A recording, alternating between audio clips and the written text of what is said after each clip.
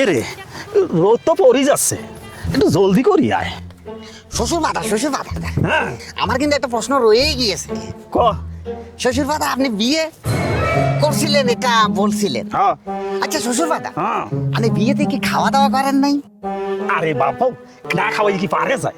গ্রামের গণ্যমান্য ব্যক্তিরা তো থাকে, খাওয়াইতে হয়। কত জনের খাওয়াইছেন? তা হবি 400-500-600 তো হবি।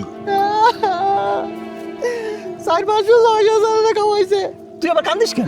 আপনার বিয়েতে আর তো দাওয়াত দিলেন না। এরে তোরে দাওয়াত দিমু, তুই তো আর জন্ম হইছিস না, তোরে আই দাওয়াত দিমু।